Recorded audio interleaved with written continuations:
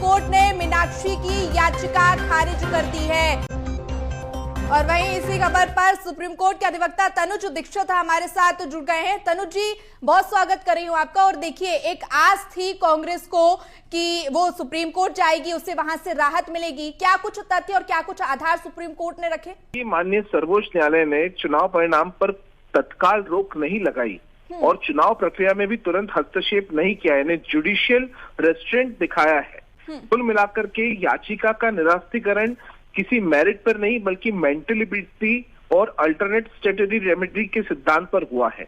ठीक है सर, देखिए हमारे साथ तनुज दीक्षित जी भी जुड़े हुए हैं जो सुप्रीम कोर्ट अधिवक्ता है। अगर आपका कोई सवाल हो उनसे। एक बात समझनी थी, क्या यदि ये याचिका सुनवाई योग्य नहीं थी तो आपको क्या लगता है कांग्रेस क्यों गई इस फोरम पे गई क्यों? देश में ये जो याचिका खारिज हुई है, इंडियन कॉन्स्टिट्यूशन में एक आर्टिकल है, आर्टिकल 329, उसका सब क्लॉज बी, ये कहता है कि कोई भी चुनाव प्रक्रिया के दौरान किसी भी तरीके का जुडिशियल इंटरफेरेंस को रोकता है, ये आर्टिकल रोकता है। और इसी का माननीय सर्वोच्च न्यायालय ने पालन किया है, कानून का पालन किया है। तो यही कहा है कि हम अभी ये तय नहीं कर रहे हैं कि मीनाक्षी नटराजन सही है या गलत, लेकिन फिलहाल चुनावी कानून में जो वैधानिक रास्ता उपलब्ध है उसी को अपनाएं। हम अभी चुनाव प्रक्रिया को नहीं रोकेंगे। इलेक्शन पिटीशन नहीं, रिट पिटीशन के रूप में दायर हुई थी ये याचिका, ये भी सोचने योग्य है। और कहीं ना कहीं कांग्रेस के अधिवक्ता, मुझे लगता है उन्हें भी इस बारे में जानकारी होगी और सर्वोच्च न्यायालय ने अपने ऑर्डर में भी बेहद स्पष्ट जो है वो बात कही है। जी सवाल और अनुज जी, एक सवाल और कि क्या अब जो कांग्रेस के पास जो रास्ता है, जो सुप्रीम कोर्ट ने भी कहा हाई कोर्ट जाए, तो ये अभी जा सकते हैं या क्लोजर जब हो जाएगा चुनाव का उसके बाद जाने बेहतर होगा? क्या कांग्रेस के पास विकल्प है अब? ये निर्णय मेरे हिसाब से कांग्रेस को स्वतः करना चाहिए। और जिस तरीके से उन्होंने सुप्रीम कोर्ट जाने का निर्णय लिया, उनकी इच्छा होगी तो अभी वो फिर आगे भी अपनी कार्रवाई जारी रख सकते हैं।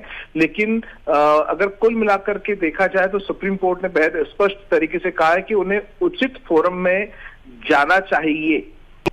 तो तनुज जी, अब हम क्या माने कि आगे आने वाले समय में कांग्रेस का क्या रुख हो सकता है अगर देखा जाए, क्योंकि सुप्रीम कोर्ट देश की सर्वोच्च न्यायालय वो पहुंचे लेकिन वहां से उन्हें राहत नहीं मिली। मध्य प्रदेश हाईकोर्ट में इलेक्शन पिटीशन के माध्यम से इस पर अपनी बातों को रख सकते हैं, ये एक ऑप्शन उनके पास में होता है। और जो उचित फोरम था वो चुनाव आयोग ही था, जो एक सांकेतिक रूप से जो माननीय सर्वोच्च न्यायालय ने दर्शाया है। मुझे लगता है कि शुरुआत उन्हें वहीं से करना चाहिए थी, लेकिन कहीं ना कहीं इसमें फैसला लिया गया और सुप्रीम कोर्ट जाने का निर्णय, जिसके परिणाम खारिज पिटीशन के रूप में हमको देखने को मिल रहा है। बिल्कुल बिल्कुल, परिणाम हमारे सामने है। लेकिन अगर सुप्रीम कोर्ट का जो फैसला सामने आया उसे बहुत इजी वे में समझाना चाहे तो आप कैसे बताएंगे? क्या अभी के लिए उन्हें बड़ा झटका लगा है? क्या चुनाव के बाद वो एक बार फिर से सुप्रीम कोर्ट का रुख कर सकते हैं या फिर पूरी तरह से खारिज कर दिया गया याचिका को? खारिज हुई है, इसमें कोई संदेह नहीं है कि अदालत ने कहा कि अगर ऐसा रास्ता खोला गया तो हर चुनाव मामले में अलग अलग जांच करनी पड़ेगी और वो संविधान के खिलाफ होगा। इसलिए कोर्ट ने कहा है कि इस मामले में आर्टिकल 32 सीधे सुप्रीम कोर्ट जो जाने का अधिकार देता है उसके तहत सुनवाई नहीं हो सकती है। ये एकदम स्पष्ट रूप से माननीय सर्वोच्च न्यायालय का आदेश है। जी ठीक है।